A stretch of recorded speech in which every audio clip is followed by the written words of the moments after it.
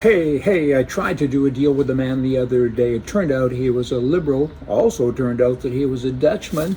He had wooden shoes, a wooden head, and he wouldn't listen. Just saying.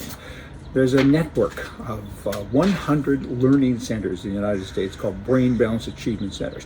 This is pretty cool stuff, and you all need to look at it. Go online and check them out. The human brain is an interesting thing, and I'm not so sure that anybody really has a firm handle on understanding it. It's complex, to say the least. But this program has decided and looked at it over the years, and they've decided that they can help people, help kids in particular, right? It's an in-center session that goes on 3 times a week for children between 4 and 17, and Brain Balance is designed to help the formation of the person and includes the processing of disorders. And there is a disorder. I mean, what happens is you have a right side of your brain and a left side. And I've learned a lot about this, and they operate differently. And you can have the left side of your brain that makes you a bully as a child, and it also makes you 2 or 3 years old in many instances, and the right side of your brain can be extremely smart. It can drive you to huge successes with regards to marks in school and the ability to solve certain things. But often the other side of the brain, the juvenile side, with the bully side, will jump over and interfere with the other side. So basically you're half and half, and it's, so much is unknown, of course, but the one side that's credited with logic and facts fights against the other, which is credited with the immaturity and is prone to all this juvenile behavior, including fits, right? And this isn't a joke. I know it sounds like I'm going there, but scientists have said the left side, of course, is the mixed up side, and then we swing into politics, and guess what? We have our left-wing people, and so that's liberalism. Basically is a brain disease, and I rest my case, right? But you can treat it, and it's very treatable for children particularly, and I think it's a wonderful program, and more than 100 of these learning centers have accomplished great things. It's very expensive. I mean, it ranges between $7,000 to $15,000 per year, and many children have to attend more than a year. But it is treatable, and they can learn how to move their minds around to live a fulfilling life. And so I actually believe that liberalism is a brain disease of sorts, and particularly with the radical ones, because they blow up and they don't make sense most of the time, and that's just the way it is. Let's look at the governor of New York. I mean, this guy has had more accusations against him with women and groping and stuff than anyone else has for a long time, and so many liberals are ignoring the fact. So all these double standards that come from that brain disease or brain disorder, I think so.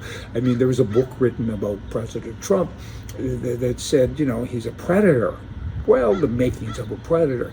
Ooh, pretty hard-hitting stuff, and of course there was no evidence to ever prove that. Lots of talk and lots of chatter, but when it came right down to it, I mean, come on, I'm innocent till proven guilty, whereas they, of course, do it, you're guilty till proven innocent, and that double standard comes through all the time. So that's part of the brain disease. But let's look at this gender thing. Nancy Pelosi and so many other women on the left side say that don't call us women, and don't call you guys men. Let's all be peoples, right? And let's be gender open and gender equality.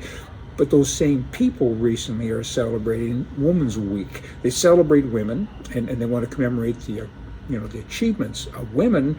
Hold it. We can't have a Mr. and Mrs. Potato Head, but we can celebrate people simply because of their gender. All of a sudden they have a gender. So women are great, let's celebrate them, but when that Woman's Week is over, we're back to, generic potatoes. Then you got this Meghan Markle, whoever, and she was on the Oprah interview, of course, and she's a racist, as is Oprah, in my humble opinion.